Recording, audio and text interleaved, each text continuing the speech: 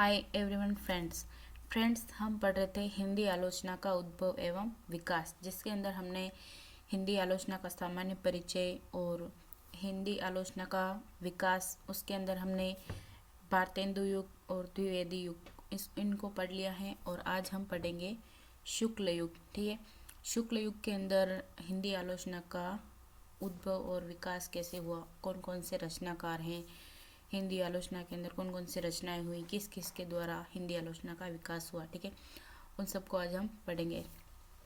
तो friends, video शुरू करने से पहले आपसे एक छोटी सी रिक्वेस्ट कि आपने अभी तक चैनल को सब्सक्राइब नहीं किया है तो प्लीज़ चैनल को सब्सक्राइब कर लीजिए। फ्रेंड्स, आपके एक सब्सक्राइब, एक लाइक और एक शेयर से हमें बहुत मोटिवेशन मिलता है कि हम आपके लिए ऐसे ही यूज़फुल एजुकेशनल वीडियोस लाते रहें। तो ठीक है फ्रेंड्स, शुरू करते हैं। शुक्ल युग। भारतेंदु युग के आलोचकों ने आलोचना की जिस जनवादी परंपरा को जन्म दिया था, और पंडित महावीर प्रसाद द्विवेदी, ठीक है, द्विवेदी युग के अंदर इनका नाम आता है, महावीर प्रसाद द्विवेदी ने जिसका विकास किया, उसकी चरम परिणति आचार्य रामचंद्र शुक्ल, जिनका काल है 1884 से 1941 की आलोचना में हुई। शुक्ल जी का सबसे महत्वपूर्ण कार्य आलोचना को साहित्यिक रूप प्रदान करना था। ठीक है, आचार्य रामचंद्र शुक्ल जी के नाम पर शुक्ल युग नाम पड़ा है। शुक्ल जी साहित्य द्वारा एक सुनिश्चित मानदंड एवं समीक्षा की विकसित पद्धति अवतरित हुई। आचार्य शुक्ल द्वारा रचित ग्रंथों में जायसे ग्रंथावली की भूमिका, हिंदी साहित्य का इतिहास, गोस्वामी तुलसीदास, चिंतामणि आदि उल्लेखनीय है। आचार्य शुक्ल जी के आदर्श कवि तुलसीदास जी हैं। उन्होंने जितना अधिक महत्व इन्हें दिया तथा जैसा सूक्ष्म विश्लेषण इनके कवि का किया, वैसा वे किसी अन्य कवि का नहीं कर पाए। वस्तुतः हिंदी आलोचना के जिस दौर को शुक्ल युग कहा गया है, वह हिंदी में वास्तविक आलोचना का प्रस्थान बिंदु है। इम्पोर्टेंट है, ठीक है फ्रेंड्स, इसको याद रखना है। हिंदी आलोचना के जिस दौर को शुक्ल युग कहा गया है, वह हिंदी में वास्तविक आलोचना का प्रस्थान बिंदु है। ठीक है, यहीं से द्विवेदी की आलोचना गुण दोष विवेचन, तात्विक श्रेणी विभाग या रीति कवियों के बीच श्रेष्ठता की ऊहापोह से आगे बढ़कर सही रूप और सार्थक भूमिका ग्रहण करती दिखाई पड़ती हैं। शुक्ल जी के ही समकालीन आलोचकों में बाबू श्याम सुंदर दास और पद्मलाल पन्नालाल बख्शी के नाम उल्लेखनीय हैं। इन्होंने एक वैज्ञानिक की भांति पूर्व और पश्चिम के साहित्य सिद्धांतों का निष्पक्ष दृष्टि से अनुशीलन करके उन्हें हिंदी में प्रस्तुत कर दिया। हिंदी में सैद्धांतिक समीक्षा का प्रथम प्रौढ़ ग्रंथ साहित्यालोचन बाबू श्याम सुंदर दास जी के द्वारा ही प्रस्तुत हुआ। इसी प्रकार बख्शी जी विश्व साहित्य की रचना की, जिसमें विश्व साहित्य का सामान्य परिचय दिया गया है। बख्शी जी की एक अन्य समीक्षा पुस्तक हिंदी साहित्य विमर्श है। मूल रूप से शुक्ल युग के ये दो महत्वपूर्ण आलोचक हैं। अब हम पढ़ेंगे शुक्लोत्तर युग। शुक्ल प्रवर्ती युग में हिंदी समीक्षा का विकास द्रुत गति से हुआ।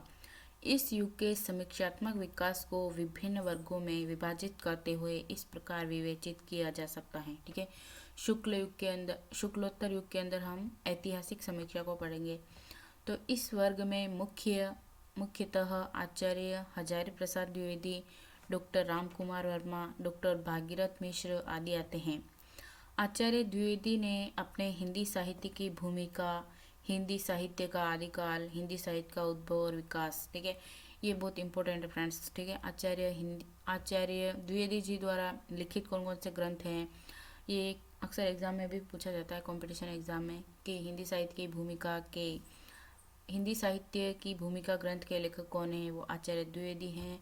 ठीक है, हिंदी साहित्य का आदिकाल के ग्रंथ लेखक भी यही है, और हिंदी साहित्य का उद्भव और विकास, इस ग्रंथ के लेखक भी आचार्य द्विवेदी हैं। ठीक है, आचार्य हजारी प्रसाद द्विवेदी। आदि ग्रंथों द्वारा हिंदी साहित्य पर नूतन आलोक प्रसारित करते हुए अनेक नूतन स्थापनाएं स्थापित की। विशेषतः संत साहित्य एवं वैष्णव भक्ति आंदोलन के संबंध में उन्होंने अनेक नए तथ्यों का उद्घाटन किया। उनके अन्य समीक्षात्मक ग्रंथ हैं सूर साहित्य और कबीर आदि भी महत्वपूर्ण हैं। जो कि व्यवहारिक समीक्षा के अंतर्गत आते हैं। डॉक्टर राम कुमार वर्मा ने हिंदी साहित्य का आलोचनात्मक इतिहास, ठीक है, इम्पोर्टेंट है, तो हिंदी साहित्य का आलोचनात्मक इतिहास ग्रंथ के लेखक कौन है? वो है डॉक्टर राम कुमार वर्मा, ठीक है। इसमें आदिकाल एवं भक्तिकाल का विवेचन अत्यंत विस्तार से किया गया है। डॉक्टर भागीरथ मिश्र ने हिंदी काव्यशास्त्र का इतिहास एवं हिंदी साहित्य उद्भव एवं विकास के द्वारा हिंदी के इतिहास को स्पष्ट किया। इनके अतिरिक्त डॉक्टर श्री कृष्ण लाल एवं डॉक्टर केसरी नारायण शुक्ल ने भी आधुनिक काल का स्पष्टीकरण किया है। सैद्धांतिक समीक्षा। इस वर्ग में मुख्यतः डॉक्टर गुलाब राय, डॉक्टर नगेंद्र, आचार्य बलदेव उपाध्याय, डॉक्टर राम मूर्ति त्रिपाठी आदि आते हैं। गुलाब राय ने सिद्धांत और अध्ययन, काव्य के रूप, हिंदी नाट्य विमर्श आदि ग्रंथों में भारतीय एवं पाश्चात्य दृष्टिकोणों, साहित्य सिद्धांतों का विवेचन किया है। डॉक्टर नगेंद्र ने रीति काव्य की भूमिका, भारतीय काव्यशास्त्र की भूमिका, रस सिद्धांत, काव्य बिंब, अरस्तु का काव्यशास्त्र जैसे ग्रंथों के द्वारा भारतीय एवं पाश्चात्य सिद्धांतों को निकट लाने का प्रयास करते हुए हिंदी समीक्षा को एक प्रौढ़ एवं सशक्त आधार प्रदान किया है। आचार्य बलदेव उपाध्याय ने भारतीय साहित्य शास्त्र में तथा डॉक्टर राम मूर्ति त्रिपाठी ने भारतीय साहित्य, रस विमर्श आदि में भारतीय सिद्धांतों का विवेचन किया है। इस प्रसंग में डॉक्टर रामलाल सिंह का समीक्षा दर्शन, डॉक्टर सत्यदेव चौधरी का रीतिकालीन आचार्य, डॉक्टर कृष्णदेव ग्यारी का रस शास्त्र और साहित्य समीक्षा तथा भोलाशंकर व्यास का ध्वनि संप्रदाय और उसके सिद्धांत भी उल्लेखनीय है। इसके द्वारा भारतीय सिद्धांतों का पुनर्विवेचन नूतन दृष्टि से हुआ है। व्यावहारिक समीक्षा। इस वर्ग के शुक्लोत्तर समीक्षकों में आचार्य नंद दुलारे वाजपेयी का सर्वोच्च स्थान है। उन्होंने हिंदी साहित्य 20वीं शती, आधुनिक हिंदी साहित्य, नया साहित्य और नए प्रश्न, जयशंकर प्रसाद, सूरदास आदि ग्रंथों का प्रणयन किया। वस्तुतः छायावादी रचनाओं का सर्वप्रथम सम्यक विवेचन प्रस्तुत करने का श्रेय आचार्य नंद दुलारे वाजपेयी को ही है। स्वातंत्रोत्तर युग में प्रयोगवादियों के साथ संघर्ष करते हुए उन्हें नई कविता की ओर अग्रसर करने का श्रेय भी इन्हें ही दिया जाता है। वस्तुतः वे अपने युग के सजग आलोचक थे। शुक्ल परंपरा के अन्य समीक्षकों में आचार्य विश्वनाथ प्रसाद मिश्र, डॉक्टर विनय Mohan Sharma, doctor Satyendra, doctor Harvansh Lal Sharma, doctor पद्म सिंह शर्मा, डॉक्टर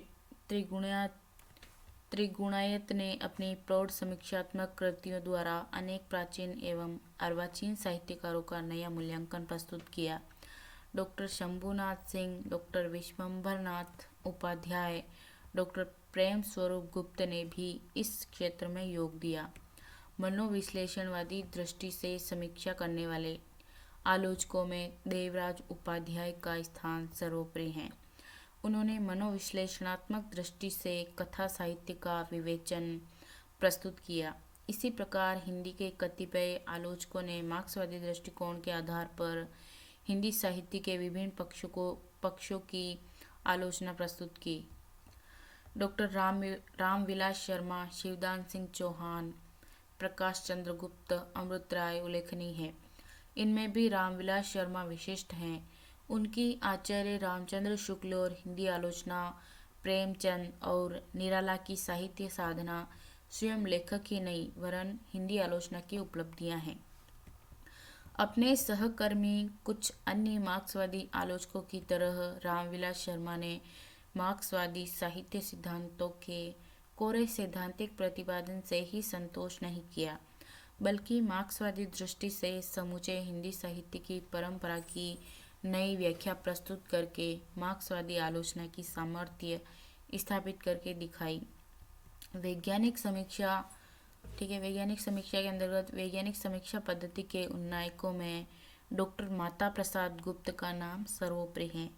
ठीक है, मनोविश्लेषणात्मक समीक्षा के अंदर डॉक्टर देवराज उपाध्याय का नाम सर्वोपरि है, तो वैज्ञानिक समीक्षा के अंतर्गत डॉक्टर माता प्रसाद गुप्त का नाम सर्वोपरि है। इन्होंने एक और तो अपने तुलसीदास में तुलसी साहित्य का संतुलित विवेचन प्रस्तुत करके तथा दूसरी ओर बिसलदेव रासो, पद्मावत, चंदायन, मृगावती, कबीर ग्रंथावली आदि का पाठ शोधन करके वैज्ञानिक दृष्टि का परिचय दिया। तदंतर डॉक्टर दीनदयाल गुप्त ने अपने अष्टछाप और बल्लभ संप्रदाय द्वारा वैज्ञानिक शोध पद्धति को अग्रसर किया। इनके अतिरिक्त हिंदी के अनेक शोधकर्ताओं ने विभिन्न साहित्यकारों के व्यक्तित्व एवं कृतित्व के विश्लेषण एवं मूल्यांकन में वैज्ञानिक दृष्टि का उपयोग किया।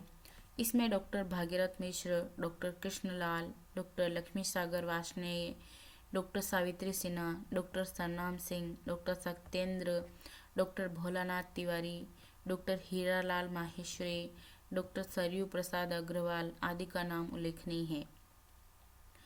आधुनिक साहित्य और नई कविता के आलोचकों में doctor Indranath Madan, doctor Namvir Singh, doctor Jagdish Gupt, Shri Laxmikant Verma आदि के नाम महत्वपूर्ण हैं। डॉक्टर मदान ने प्रेमचंद से लेकर आज तक के कथा साहित्य का विवेचन अत्यंत सूक्ष्म रूप से प्रस्तुत करते हुए उसकी अनेक नवीन प्रवृत्तियों को स्पष्ट किया है। डॉक्टर नामवर सिंह इस दृष्टि से विशिष्ट हैं कि वे समाजवादी जीवन दृष्टि और नई कविता की संवेद बोध को लेकर आलोचना में प्रवृत्त हुए। उनकी पहली महत्वपूर्ण आलोचनात्मक समीक्षा छायावाद 1954 ईस्वी सामने आई। काव्य समीक्षा की उनकी दूसरी पुस्तक कविता के नए प्रतिमान 1968 है। लंबे अंतराल के बाद उनकी दो पुस्तकें दूसरी परंपरा की खोज 1982 और वाद विवाद संवाद 1989 प्रकाशित हुई। नई समीक्षा के आलोचकों में अज्ञेय, विजय नारायण देवसाही, राम स्वरूप चतुर्वेदी, शमशेर बहादुर सिंह, धर्मवीर भारती तथा गिरजा कुमार माथुर को रखा जाता है। वर्तमान समय में साहित्य की सभी विधाओं को ध्यान में रखकर समीक्षाएं की जा रही हैं। हिंदी की समसामयिक आलोचना की एक बड़ी उपलब्धि दृश्य काव्य के रूप में नाटक की समीक्षा का विकास है। इसमें कृष्णानंद गुप्त, उपेंद्रनाथ अश्क, गोविंद चातक तथा विपिन कुमार अग्रवाल महत्वपूर्ण हैं। हिंदी की कथा समीक्षा के इतिहास में छठे दशक के मध्य युवा कथाकारों की एक पूरी पीढ़ी का उदय महत्वपूर्ण घटना है। मोहन राकेश, कमलेश्वर, राजेंद्र यादव, निर्मल वर्मा, भीष्म साहनी, राम कुमार वर्मा, कृष्णा सोबती, अमरकांत, फणीश्वर नाथ रेणु। कहानी के क्षेत्र में एक साथ इतने नामों का उभर कर आना कहानी के क्षेत्र में एक आंदोलन की शुरुआत का सूचक है।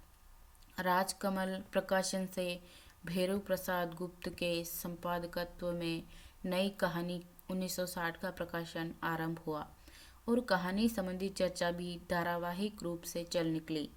जिस प्रकार कहानी के क्षेत्र में कुछ नए प्रयोगों के कारण कहानी समीक्षा की अपनी एक नई पद्धति की जरूरत महसूस की गई, उसी प्रकार उपन्यास समीक्षा के विकास की आवश्यकता अनुभव की जाने लगी। नेमीचंद जैन ने हिंदी उपन्यास की नई दिशा शीर्षक देकर मेला अंचल की समीक्षा की। ठीक है, तो मेला अंचल की समीक्षा किसने की? नेमीचंद जैन ने। कथा शिल्प का विशिष्ट प्रयोग नाम से निर्मल वर्मा ने प्रति परिकथा का मूल्यांकन किया। इसी प्रकार देवी शंकर अवस्थी की एक टूटा दर्पण शीर्षक से चारू चंद्रलेख की समीक्षा की और कवि दृष्टि का अभाव शीर्षक से कुंवर नारायण द्वारा की गई झूठा सच, ठीक है, झूठा सच के लेखक हैं यशपाल, की समीक्षा उल्लेखनीय है। राजेंद्र यादव के 18 उपन्यास 1981 में संकलित समीक्षात्मक लेखक विशेष रूप से उल्लेखनीय है। 7वें दशक में रचना के क्षेत्र में परिवर्तन के साथ आलोचना में भी परिवर्तन के लक्षण प्रकट होने लगे। इसी दौर के लेखकों के रुख सामान्यतः आलोचना विरोधी हैं। फिर भी समकालीन रचना के बीच से कुछ अपने आलोचक उभर कर ही आए हैं।